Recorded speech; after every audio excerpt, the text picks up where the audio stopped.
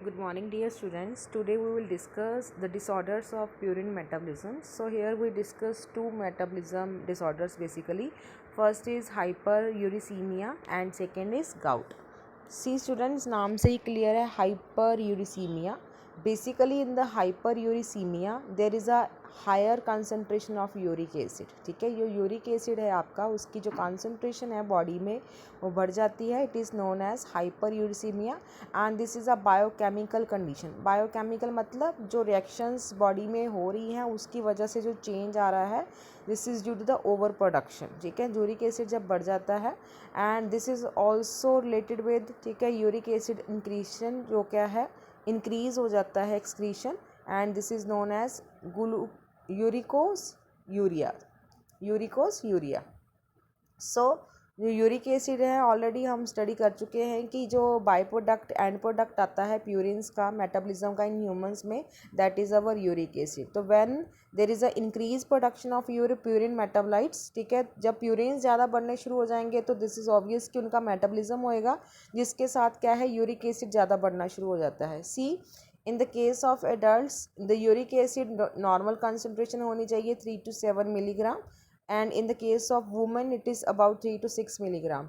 But जब क्या है बढ़ जाता है यूरिक एसिड तो ये क्या है जो लिमिट्स है वो क्या है एक्सीड हो जाती है नॉर्मल से, देन वी कैन से कि ये there is a increase production of your uric acid and there is a biochemical condition in the body known as hyperuricemia. As such जो डेली एक्सक्रीशन है uric acid का body में से this is about 500 to 700 milligrams. But अगर वो चीज़ ज़्यादा बढ़नी शुरू हो जाए means there is a increase uric acid, so sometime अगर उसको प्रॉपरली ट्रीट ना किया जाए तो अगर प्रोलॉन्ग्ड हाइपर यूरिसीमिया रहता है तो that will converted into gout. Gout is a clinical condition means उसके प्रॉपर सिम्टम आने शुरू हो जाते हैं and it need be treated. ठीक है, उसको हमें क्या है अर्जेंटली फिर ट्रीट करना पड़ता है. सी कॉजेज़ क्या है इसके, मे बी यूरिक एसिड की प्रोडक्शन ही बढ़ रही हो. जैसे मैंने आपको बताया कि अगर प्यूरिन ज़्यादा बढ़ रहे हैं तो दिस इज़ ऑब्वियस कि यूरिक एसिड की प्रोडक्शन भी ज़्यादा हो रही है. Impaired excretion of uric acid, kidney ख़राब हो गई है तो दिस इज़ ऑब्वियस कि वो उनको अच्छे से क्या है बाहर एक्सक्रीट आउट नहीं कर पा रही हैं. देन अल्कोहल ज़्यादा लेने से, ठीक है, तो भी किडनीज ख़राब हो सकती है, लीवर प्रॉपर फंक्शन नहीं करेगा. देन कार्डियोवास्कुलर डिजीजेस मीन्स कोई हार्ट की डिजीजेज है, हाइपरटेंशन है, आपका बीपी इरेगुलर है, ठीक है, रेगुलेट नहीं है वो. Then obesity is one of the main reason. ठीक है, देन lymphoid, ठीक है, myeloid proliferative disorders like these are some type of cancer which also causes hyperuricemia condition in the body. Then polycythemias, leukemias, anemias, these also cause your hyperuricemia. Then there are some drugs which we can take, ठीक है, and according to then hyperuricemia may be lead. So these drugs are aspirin, diuretics होते हैं which are used for the increase urine output. ठीक है, urine output को बढ़ाने के लिए देते हैं basically. Then pyrazinamide, this is anti TB drug. Then nicotinic acid, levodopa and cyclosporin. So these are the some drugs which can also cause hyperuricemia. So for the hyperuricemia treatment we can give NSAIDs. NSAIDs are known as non-steroidal anti-inflammatory drugs. Then xanthine oxidase inhibitors. So xanthine oxidase is one of the enzyme which is like used in the purine synthesis. हमने पढ़ा था. तो अगर purines ही नहीं बढ़ेंगे तो मतलब हम फॉर द टाइम बीइंग क्या है जो हमारी यूरिक एसिड की ओवर प्रोडक्शन है उसको क्या है हाल्ट कर सकते हैं. देन यूरिकोसूरिक एजेंट्स जो क्या है यूरिक एसिड की जो कंजप्शन है उसको क्या है कंट्रोल करते हैं. देन कॉर्टिकोस्टीरॉइड्स, उसको ग्लूकोकॉर्टिकॉइड्स बोल देते हैं. And colchicine is like a natural product है, इसको भी हम क्या है यूज़ करते हैं for the treatment of uricemia. Then second disease, this is your gout. Gout is very important in the like from the questions point of view in the finals. So it is a basically metabolic disorder gout. इसमें भी क्या है over production ही होता है uric acid का. But साथ में क्या है जब ओवर प्रोडक्शन शुरू हो जाती है यूरिक एसिड की तो यूरिक एसिड के क्या है क्रिस्टल फॉर्म होने शुरू हो जाते हैं तो दे आर डिपॉजिटिंग, ठीक है, they start depositing in the joints. So this condition is worsen than your hyper uricaemia.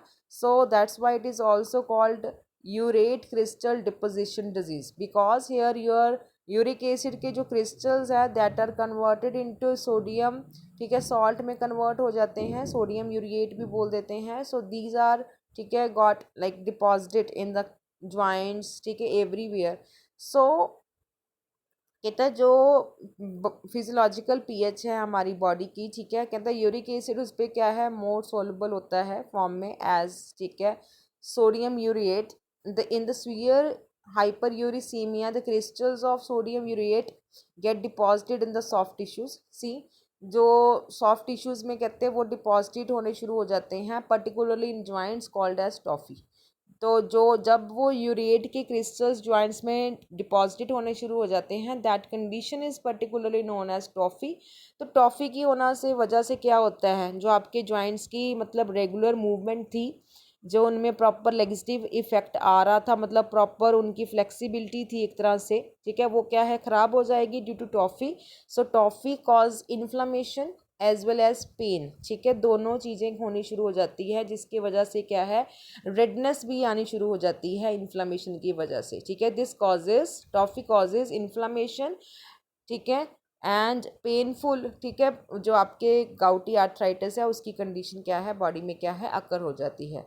So these crystals, चाहे वो यूरिक एसिड होए चाहे वो सोडियम यूरेट होए, ठीक है, वो किडनीज में आना शुरू हो जाते हैं, फिर बाद में धीरे धीरे and also in the ureters, ठीक है, lead to the severe renal damage and stone formation. जब बोलते हैं ना कि स्टोन फॉर्मेशन हो गई, this is because of that, ठीक है. पहले वो गाउट मतलब ज्वाइंट्स को इफेक्ट करती है, धीरे धीरे उसको अब जब हम क्योर नहीं कर पाते उसको, तो देन जो क्रिस्टल्स है that they are like getting start depositing in your kidneys as well as your ureters.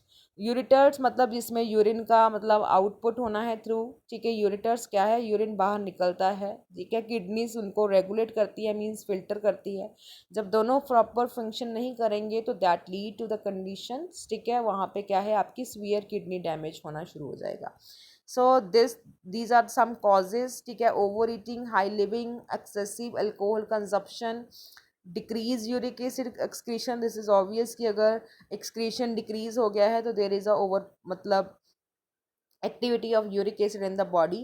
Then lead poisoning, इसके साथ किडनी डैमेज होता है, तो this leads to the over production of uric acid and also impairment of your kidney, ठीक है, lead to the formation of your gout. So these are of two type, primary and secondary. First is primary. Primary होता है inborn error हो जाता है, ठीक है, metabolism का due to over production of uric acid. So cause क्या है इसका, because there is a increase synthesis of purine meta nucleotides. So इसके कुछ डिफेक्ट्स हैं, ठीक है, defects due to primary gout, because first is PRPP synthesis, ठीक है, इन द नॉर्मल कंडीशंस, ठीक है, जो हमारा PRP सिंथेसिस होता है, सिंथेटेज होता है, ठीक है, वो क्या है, नॉर्मल फीडबैक के कंट्रोल में रहता है, ठीक है, by the purine nucleotide such as ADP GDP. But in gout PRP is, ठीक है, not under feedback control, so that's why there is a increase synthesis of your purine. Second is PRPP glutamyl amidotransferase. इसकी वजह से भी क्या है, ये भी कंट्रोल में नहीं रहता, तो इसकी वजह से भी क्या है, प्यूरिन की जो सिंथेसिस है वो इंक्रीज हो जाती है. प्यूरिन इंक्रीज हो जाएंगे तो this is increase production of your uric acid in the body. Then third one is HGPRT deficiency. HGPRT हमने पढ़ा था, this is required in the salvage pathway. Salvage क्या था, इनडायरेक्ट पाथवे था प्यूरिन की सिंथेसिस के लिए, तो ये एंजाइम की क्या है, रिक्वायरमेंट होती है. तो so its defect cause Lesch-Nyhan syndrome. So this is associated with the increased synthesis of purine nucleotide by the two-fold mechanism. मतलब दो बार बढ़ जाता है. फर्स्ट इज हो जाता है कि चाहे तो उसकी डिक्रीज यूटिलाइजेशन हो रही है प्यूरिन्स की साल्वेज पाथवे के साथ, मतलब वो प्रॉपरली उनको यूटिलाइज नहीं कर पा रहा प्यूरिन, अगर इसकी लैकिंग हो जाए तो. अगर HGPRT नहीं रहेगा तो कैसे वो कन्वर्ट करेगा. सो देर इज अ अकमुलेशन ऑफ, ठीक है, and diversion of PRP for the, ठीक है, प्यूरिन न्यूक्लियोटाइड. सेकेंडली क्या हो सकता है, there is a defect in the salvage pathway, so decrease IMP and GMP, so impairment, ठीक है, of the feedback regulation of their production, there मतलब purines की प्रोडक्शन में क्या है यहाँ पे उनका जो कंट्रोल है वो क्या है इम्पेयर हो जाता है। Next is glucose 6 phosphate efficiency. Glucose 6 phosphate क्या है, ग्लूकोज में कन्वर्ट नहीं हो सकता। यहाँ पे क्या है, हमने इनको ग्लाइकोजन स्टोरेज डिजीजेज में पढ़ा था, ठीक है। तो यहाँ पे क्या है, जो हमारा फॉस्फेटेज एंजाइम है वो नहीं होता। इसकी वजह से क्या है, इंक्रीज यूटिलाइजेशन हो जाती है ग्लूकोज 6 फॉस्फेट की। एचएमपी शंट में हमने पढ़ा था कि एचएमपी शंट में क्या है, ग्लूकोज 6 फॉस्फेट चाहिए होता है। जिसकी वजह से फिर बाय प्रोडक्ट क्या बनते थे, उसमें राइबोस शुगर्स बनती थी, तो राइबोस शुगर ज़्यादा बनेगा। राइबोस ज़्यादा है तो there is a increase production of your purines. Purines ज़्यादा हो जाएंगे तो मतलब हमारा क्या है, यूरिक एसिड ज़्यादा बढ़ जाएगा। देन एलिवेशन ऑफ, ठीक है, ग्लूटाथायोन डक्टोस, इसके साथ भी क्या है यूटिलाइजेशन क्या है बढ़ जाती है। एनएडीपी, ठीक है, मोर बढ़ते हैं। सेम राइबोस 5 फॉस्फेट ज़्यादा बनेगा और इंक्रीज प्रोडक्शन हो जाएगी। सी स्टूडेंट्स, तो जो अगर एक मेटाबॉलिज्म खराब होता है तो दूसरा उसके साथ क्या है ऑटोमेटिकली क्या है इन्फ्लुएंस हो जाता है। सी अगर वन मेटाबॉलिज्म आपका मेटाबॉलिक जो साइकिल है वो प्रॉपरली काम कर रहा है तो दूसरा उसके अकॉर्डिंग खुद से क्या है अच्छा काम करेगा। If there is a disturbance in one cycle, ठीक है, then automatically it lead to the disturbance in the another cycle. Then is secondary gout, ये क्या है कुछ डिजीजेस की वजह से होती है, लाइक कैंसर्स है बॉडी में, सोरियासिस है।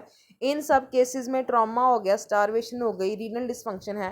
तो सब केसेस में क्या है बेसिकली जहाँ तो यूरिक एसिड कम्युलेशन बढ़ जाता है, ठीक है, जहाँ क्या है उनके टिश्यू ब्रेक डाउन हो जाते हैं। There is a like increase production या डीजनरेशन ऑफ न्यूक्लिक एसिड हो जाता है।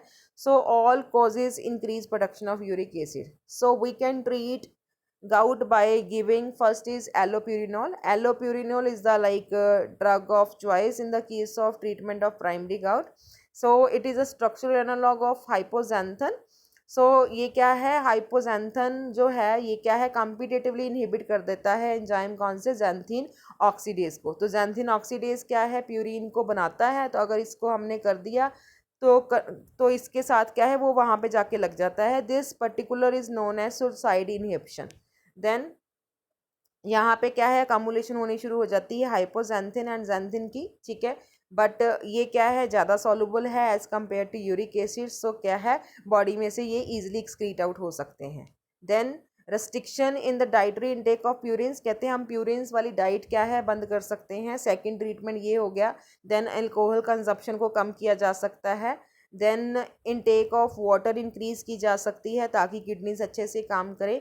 Next we can give anti inflammatory drugs like colchicine can be given, it is a natural drug, ठीक है। तो some NSAIDs can also be given to reduce the inflammation. Thank you student, this is all about your purine disorders.